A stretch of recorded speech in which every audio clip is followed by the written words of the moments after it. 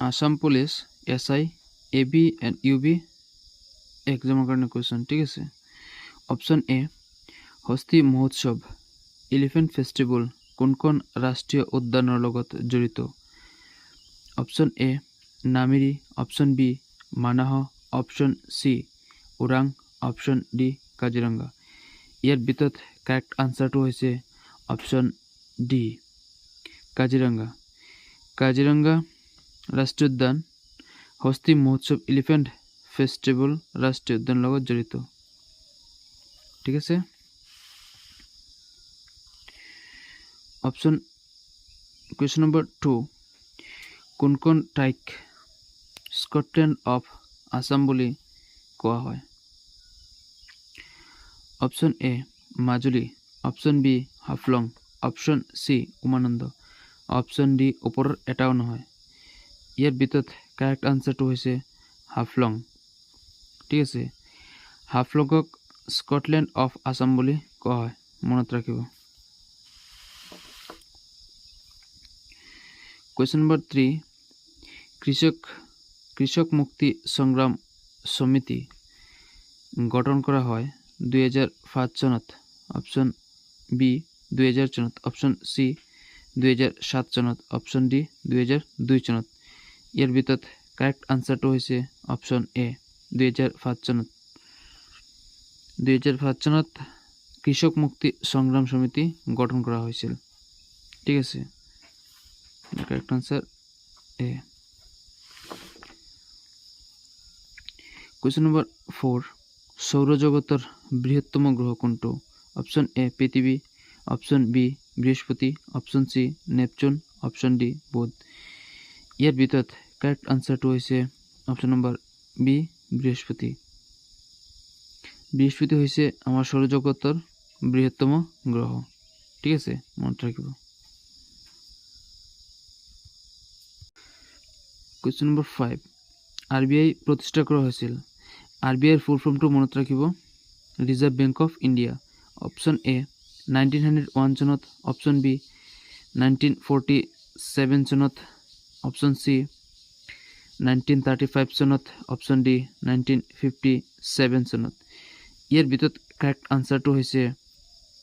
1935 চনত RBI প্রতিষ্ঠা করা হয়েছিল ঠিক আছে Reserve Bank of India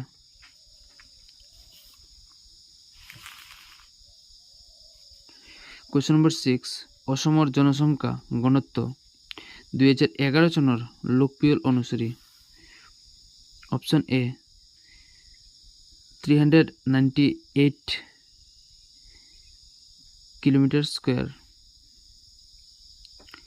per kilometre square option B 397 per kilometer square option C 396 per kilometer square option D 395 per kilometer square এর ভিতৰত কাৰেক্ট আনসাৰটো হৈছে option number B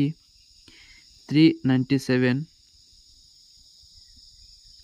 per kilometer square ঠিক আছে কোয়েশ্চন নম্বৰ 7 অভিৰুচি ক্রিয়া দিবস পালন করা হয় অভিরুচি ক্রিয়া দিবস কেতিয়া পালন করা হয় option A 3 December option B 2 December option C 29 December option D 3 September ইয়ার ভিতৰত কাৰেক্ট আনসাৰটো হৈছে অপশন নম্বৰ এ 3 ডিসেম্বৰ ঠিক আছে মনত ৰাখিব অপশন নম্বৰ কোয়েশ্চন নম্বৰ 8 নাবাৰ্ডৰ মুখ্য কাৰ্যালয় ক'ত অপশন এ নতুন Delhi option B Mumbai option C Chennai option D ওপৰৰ এটাও নহয় ইয়াৰ ভিতৰত কাৰেক্ট আনসাৰটো হৈছে অপশন নম্বৰ বি মুম্বাই মনত ৰাখিব কোয়েশ্চন নম্বৰ 9 দিল্লী চলো স্লোগানটো কাৰ দিল্লী চলো যে স্লোগানটো এইটো কোনে কৈছিল দিছিল বা কৈছিল ঠিক আছে option A Bal Gangadhar Tilak option B Subhash Chandra Bose option C Lal Bahadur Shastri option D ওপৰৰ এটাও নহয় ইয়াৰ ভিতৰত কারেক্ট আনসারটো হৈছে অপশন বি সুভাষ চন্দ্র বোস। সুভাষ চন্দ্র বোসে দিল্লি চলো স্লোগানটা দিছিল, ঠিক আছে।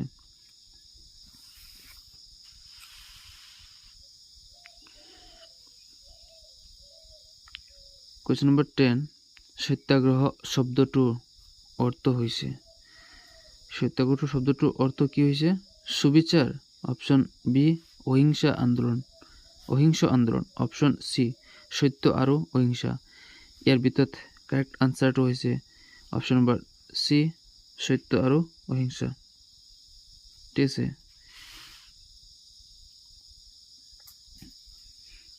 কুৱেশ্যন নম্বৰ 11, সিন্ধু সভ্যতাৰ চহৰ লোতাল হ'ব লাগিছিল। লোতাল ক'ত অৱস্থিত? Option A Gujarat, option B Rajasthan, option C Punjab. ইয়াৰ ভিতৰত কাৰেক্ট আনসাৰটো হৈছে A Gujarat.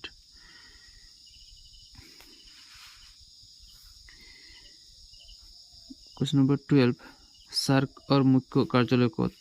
Option A Sri Lanka, option B Mumbai, option C Kathmandu, option D এটাও নহয়। ইয়াৰ ভিতৰত কাৰেক্ট আনসাৰটো হৈছে option number C Kathmandu. Question number 13, ONGC কেতিয়া স্থাপন হৈছিল? অপশন নম্বৰ এ 1956 চনত, অপশন বি 1952 চনত, অপশন সি 1945 চনত, অপশন ডি 1988 চনত। ইয়াৰ ভিতৰত কাৰেক্ট আনসাৰটো হৈছে অপশন নম্বৰ এ